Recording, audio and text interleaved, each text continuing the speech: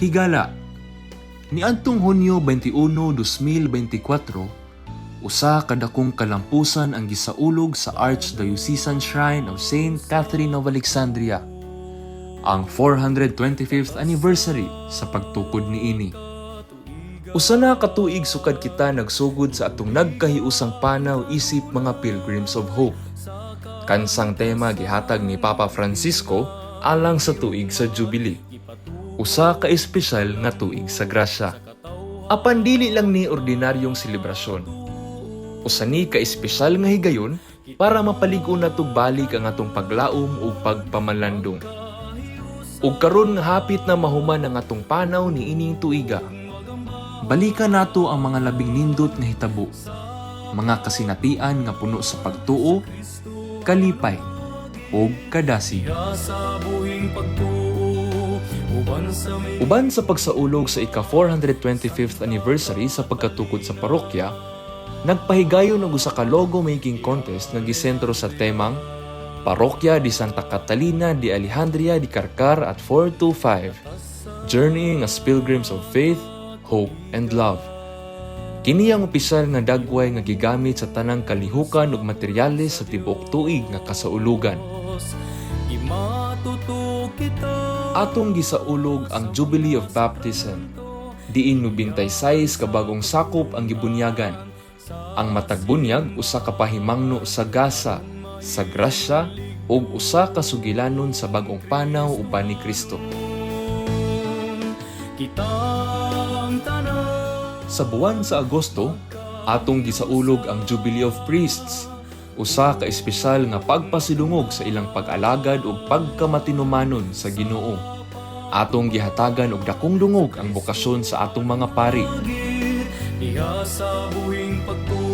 O gisilbrar usab nato ang ordinasyon sa ika-50 kalumad nga karkaranong pari, si Reverend Father Ronmarth Rezan R.R. Quizon Cabase. Usa kini kadakong garbo ug grasya para sa atong komunidad. Lakip sa selebrasyon mauusab ang Jubilee of Catechists, usa ka espesyal nga pagpasidungog sa mga magtutudlo sa pagtuo gikan sa parokya ug eskwelahan. Aduna po'y libre nga kumpirma nga gialagad para sa mga kabatan-unan nga andam modawat sa dakong gasa sa Ginoo. Usa-usab sa mga sakramento nga gitutukan ni ining Special Year of Grace mao ang sakramento sa kaminyoon. Busa ang parokya naglungsad sa libreng kasalan sa parokya, isip pagselebrar sa Jubilee of Christian Partnership o Marriage, diin 11 ka magtiayon ang nakadawat sa balaan nga sakramento sa Ginoo.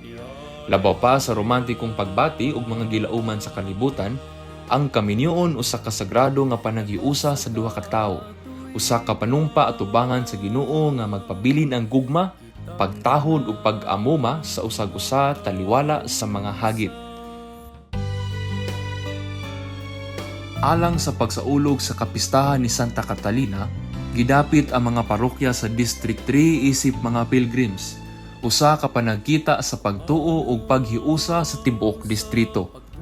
Anaapod ang Jubilee of Chapels nga nagpasidungog sa gagmay nga kapilya nga nagpadayon sa pagpasanong sa pagtuo. Ug gipahigayon ang labing unang Kanta Catalina, usa ka halad kanta agig pasidungog kang Santa Catalina de Alejandria. Kini nga musikal nga pasundayag nagpakita sa gugma, pagtuo ug panalangin nga iyang gidala isip atong patrona. Alang sa Jubilee of the Youth, usa sa mga gipasiugdahan nga kalihukan mao ang Parish Youth Day, usa ka adlaw sa pagtuo, kalipay ug panaghiusa. Ang mga kabatan-unan ni taling misalmot sa lain-laing group dynamics ug team building activities nga puno sa kalingawan ug espiritual nga kahulugan. Sama sa simbahan nga mitindog ug mikupot sa pagtuo sulod sa 4 ka gatos ug kawhaag 5 ka tuig nga nakasaksi sa dagan sa panahon.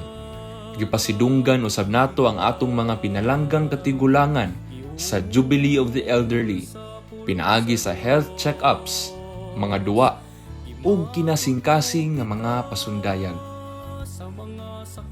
Sa buwan sa gugma ug pag-ampo, Gisaulog nato ang Jubilee of the Sick. Gihatag ang mga sakramento sa pagkumpisal ug paghilog sa masakiton. Gipasiugdahan usab ang on-the-spot painting contest. Di nakabatanunan og mga artista mipadayag sa ilang pagtuo, paglaom o gugma pinaagi sa arte.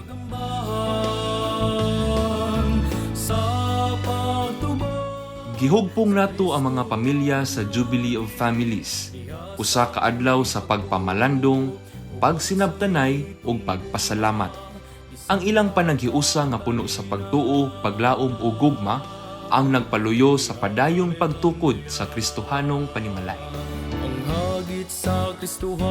Sa pagsugod sa panahon sa Kwaresma, gitanyag sa parokya ang Sacrament of Reconciliation, usa ka dakong gasa sa kaluoy sa Ginoo. Kini nga sakramento nagtugot sa matag usa kanato nga mopaduol pag-usab sa Ginoo, pinaagi sa paghinulsol o pagdawat sa iyang pasaylo.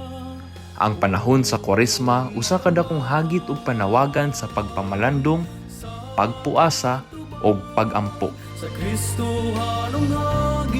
Napuno sa katawa, duwa ug kalingawan ang simbahan sa Jubilee of Children. Gikan sa mga makapadasig nga istorya hangtod sa pagsiklab sa mga contests ug sayaw.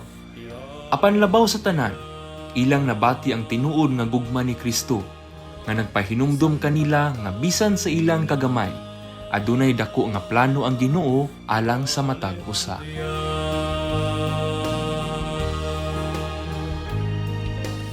Mga higala, bisan pa man kini nga yugto mohupay, magpadayon kita sa pagpanaw isip mga pilgrims of hope.